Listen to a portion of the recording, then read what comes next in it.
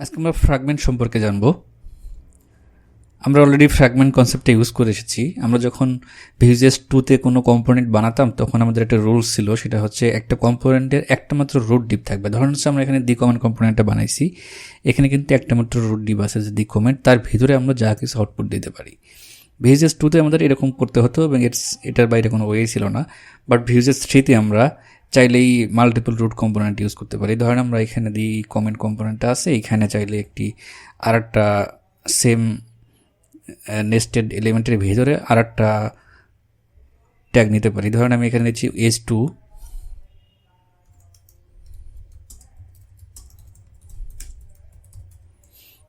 এরকম আমরা চালিয়ে নিতে পারি, এক্ষেত্রে কোনো এরর হবে না। বাট যদি আমরা Vue.js 2-তে কোড করতাম তখন কিন্তু আমরা এই টেমপ্লেটের ভিতরে একটি মাত্র রুট দিতে পারতাম, কিন্তু এখানে দুইটা রুট আছে, এই একটা এবং এইটা একটা, তারপরে কোনো প্রবলেম হচ্ছে না। Vue.js 2-তে এখানে এরর দেখাতো, আইডি থেকে এটা এরর দেখাতো, বাট Vue.js 3-তে এটা আমাদের জন্য অ্যালাউড, এটা আমরা করতে পারি এবং এটাকে বলা হয় ফ্র্যাগমেন্ট।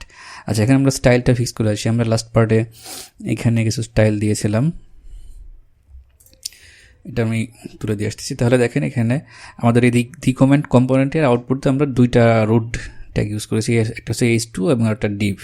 চাইলে আমরা একটা ডিভ ইউজ করতে পারতাম, এরপর যত খুশি আমরা ডিভ নিতে পারতাম বা অন্য কোনো এলিমেন্ট নিতে পারতাম। তো এটাকে ফ্র্যাগমেন্ট বলা হয় কেন? কারণ হচ্ছে আপনারা জানেন যে এই Vue.js টেমপ্লেটে আমরা যা লিখি সেগুলো হচ্ছে রেন্ডার ফাংশনে কনভার্ট হয় আন্ডার দ্য হুড। তো যখন এই মাল্টিপল রুট কম্পোনেন্ট থাকবে তখন যখন কনভার্ট হয় এটা রেন্ডার ফাংশনে, তখন হচ্ছে ফ্র্যাগমেন্ট নামে একটা কনসেপ্ট ইউজ করে, যার জন্য এটাকে বলা হয় ফ্র্যাগমেন্ট।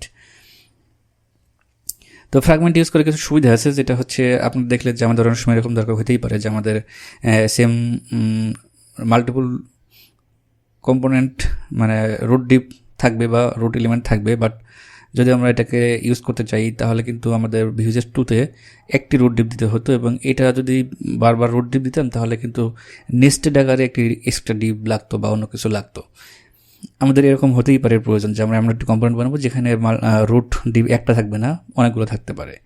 সেক্ষেত্রে কিন্তু আমাদের কিছু প্রবলেম হতো, যেমন হচ্ছে আমরা যদি ধরেন সিএসএস ফ্লেক্স বা যদি কোনো ডিজাইন করতেছি তখন কিন্তু ফ্লেক্সের মধ্যে আমরা যদি স্টাইল দেই, ফ্লেক্সের কন্টেনারের মধ্যে কোনো স্টাইল দিলে কিন্তু সেটার স্টাইলটা আমরা বিভিন্ন রকম হতে পারে। একটির জায়গায় দুইটি স্টাইল থাকলে কিন্তু লেআউট ভেঙে যেতে পারে। এই প্রবলেমটা কিন্তু ফিক্স করা যাচ্ছে এই ফ্র্যাগমেন্ট ইউজ করে। আর ফ্র্যাগমেন্ট ইউজ করলে কিন্তু একটা জিনিস মাথায় রাখতে হবে, সেটা হচ্ছে আমি আগের পার্টে দেখিয়েছিলাম একটা পার্টে, সেটা হচ্ছে যখন আমরা নন প্রপ অ্যাট্রিবিউটস ইউজ করব তখন কিন্তু যখন আমাদের এই ডিভের কোনো কম্পোনেন্টের মাল্টিপল রুট এলিমেন্ট থাকবে তখন কিন্তু সেই নন প্রপ অ্যাট্রিবিউটগুলো অটোমেটিক্যালি বসে না। সেক্ষেত্রে আমাদের মনে রাখতে হবে যখন যদি আমাদের নন প্রপ অ্যাট্রিবিউট ইউজ করতে চাই তাহলে আমাদেরকে বলে দিতে হবে যে আমরা সেই নন প্রপ অ্যাট্রিবিউটগুলো কোন ডিভের মধ্যে বা কোন রুট এলিমেন্টের ভিতরে বসবে। ধরুন হচ্ছে আমরা এখানে এই কম্পোনেন্টটাতে আমরা বলে দিতে পারি যে আমাদের এই টেক্সট এরিয়া আমরা এটা দেখাইছিলাম যে এখানে v_= $ATTRs দিচ্ছি, তার মানে হচ্ছে যেহেতু এখানে মাল্টিপল রুট ডিভ আছে সেহেতু অটোমেটিক্যালি কোনো জায়গা নন প্রপ অ্যাট্রিবিউটগুলো বসবে না, কোথায় বসবে সেটা আমাদেরকে বলে দিতে হবে এক্সপ্লিসিটলি। আমাদের এখানে আমরা v_ATTRs দিয়েছি, এটা হচ্ছে এইখানে বসবে। তো এটাই ছিল মোটামুটি ফ্র্যাগমেন্ট সম্পর্কে আলোচনা। ধন্যবাদ সবাইকে।